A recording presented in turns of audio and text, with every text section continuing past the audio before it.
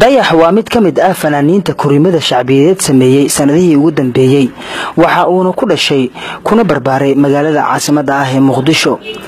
waxaas la jira 24 sano waa dhabta wadaalna doonaysaan wax ka ogaanshaha dabeecadda dhabta ah iyo taariikh nololeedka fanaanka Soomaaliyeed ee Dayax Danuurshe sanadihii dambe ayaa waxa caasimadda Soomaaliya ka bulaalay fanaanka Dayax Danuurshe balse su'aasha isweydiinta mudan ayaa waxa ay tahay maadaama alfanaan Dayax Danuurshe uu fankiisii kor u kacay waa sidee dabeecadiisa iyo taariikh nololeedkiisa shakhsi ahaaneed marka aan ku dhahayo dabeecadaha ama taariikh nololeedkiisa waxaan ula jeedaa bay'ada uu ku nool yahay siyaabaha kala duwan ee uu bulshada ula dhaqmo dabeecadaha dhaqanka mas'uuliyadda dadnimada iyo xushmada ayaa dhammaantooda gundhig u ah fanaan inuu noqdo mid bulshada oo idil ay wada xiiseyso Dayax Danuurshe oo aan wada ognahay xilliga uu ku soo biiray fanka iyo halka uu ka soo galay ayaa hadda isku haystaa inuu yahay ama uu u dhigmo fanaanka Xasan Aadan Samatar Xasan Baashi waan ogahay in dad badan ay la yaabi doonaan fikirka uu qaatay Dayax oo ah in uu u dhigmo Xasan Aadan Samatar fanaan waliba oo Soomaaliyeed waxa jira dad taageero gaar ah u ah iyo dad isaga nacab wariyaal kala duwan oo ka howlgala warbaahinta gudaha iyo tan dibadda ayaa cabasho ka muujinaya bilihii la soo dhaafay Dayax oo markaan isku arkay inuu yahay boqorka codka Soomaaliyeed inkastoo oo laga wada dheregsan yahay heerka uu fanka hadda uu ka taagan yahay dhalinyaro badan oo ay fanaan Dayax Danuurshe isla quutaan ayaa ii sheegay in isla weyni xad dhaaf ah uu ku dhaqmayay tan iyo markii ay soo ifbaxday heestii cabasho walow isla weynidaas aan hadafkeeda lahaynin asxaabeyda idin salaama horta bartaana idinka salaama yaal xamar dhana salaama iyo wixii Dayax Danuurshe yaqaan cuniga أول مرة أنك فوعان وها أو أصحاب عيال كحفظ مركز سوا عدان أو سوا بعدان وإسلام كي إيمان جري معلمها عن تلفونك وحوك يعني إنه عيال كل جست عيال كحفظ حفلة أراسي مالها اسمك الله وعينه كل جست وحأوجو بقى يا ضيحوا أصحاب هذا أكو أتكين إن عيال كحفظ مرور بيكون بعدان سيدي هراء أو يلي جرت أو يل كفر عيالك وسلامتك أنت إيجاد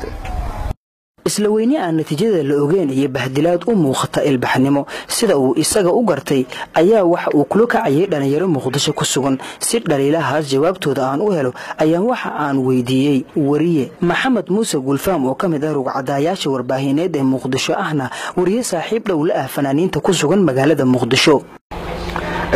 waa ma santahay Xasan Mustafa Isxaaq Xasan Toob waxaan u mahadcelinayaa Bahda Dadur Media Group oo muuqaal tabiyahan adduunka laga daawanayo run ahaantii waxaan fikirkii ka cabirana maadaama aad su'aasha u keenisay fanaan Dayax Danuurshe oo qayb ka fanaaniinta magaalada Muqdisho lagu jecel yahay ahna fanaaniinta sanadahan dambe fanka Soomaaliya kaalinta muuqda ka qaatay qof walba markuu fanku soo bilayo dhibaato ha ka soo maro laakiin markuu fanka oo muddo dheer ku jiro wuxuu ismoodaa nin aan caadi ahayn sida Maxamed Suleymaan Tawe sida Xasan Samatar marka isla weynida laga sheegay ninkan shakhsiyan waa ku arkay dhowr wariyaal kale oo bahda local ka shaqeysay kuwan caadi ahaan intaba waxbay ugu baahdeen xataa wariyaal aan garanaan Muqdisho ka shaqeeya jiro ugu baahdo dokumenti amba ugu baahdo waraysiyo uu ka dhaga foreystay marka waxaan isdhihi karaa fanaan mooday isbaxnimada marka caqiidada ah ninkaas inuu isla weyn yahay ayaa wax jirto marka laga tago dhaliisha hadii ay jirto gowaabin ama deejiga dadnimadeeda waxaan ku darsan lahay maadaama aan qaybkan bahda warfeenada aan u baahanahay fanaaniinta Soomaaliyeed in noqdaan kuwa door ku leh Dayaxna oo kamid ah kuwa Muqdisho ku nool aan u baahanahay inuu noqdo dadka sida Hargeysa camal fanaaniintooda inay noqdaan inuu iska dhaafo isla weynidan aan natiijada aan lahayn oo loo baahay inuu noqdo dadkiisa ku qanacsan inuu noqdo xoo ahay qof markasta dadka ay u dhignuglan sababtoo ay fanaanka waa daciif marka hore cid garanaysa ma leh warbaahinta ayaa saan ka dhigtay marka inuu maanta oo muujiyo inuu nin qatar yahay oo iska dhigayo nin aan wax weyn maxamed soo kordhinayso marka waxaan dhihi lahay haddii uu daawanayo Dayax waxaan ku oran lahaa Dayaxow iska dhaaf isla weynidan aan natiijada lahayn maxaa dadka weyn ayaa natiijo ka heli waayay mugdina ku dambeeyay waa maasantiin eedaha kale ee uu fanaanka wajaho ayaa waxa kamid ah in uu yahay qoomiyadda beesha Jareerweyne inkastoo uu isaga iska bari yeelay in uu yahay Jareerweyne walow qabiilkiisa saxda ah uusan bulshada u cadeeynin si aysan u soo laaban Dayax qabiilkiisa in su'aal la iska weydiin ayaa waxa aan wareystay shakhsi ay waaye isla soo qaateen fanaanka Dayax Danuurshe waa shiiqaal hawartiisuna waa abgaal shiiqaash oo ka sii dhinaca jireed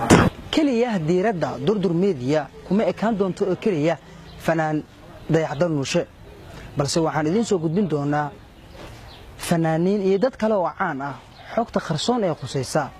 warbixintan waxaa diyaariyey wariye maxamed muuse maxamed gulfaam waxaana akhrinayay wariye xasan mustafa isxaaq xasan toob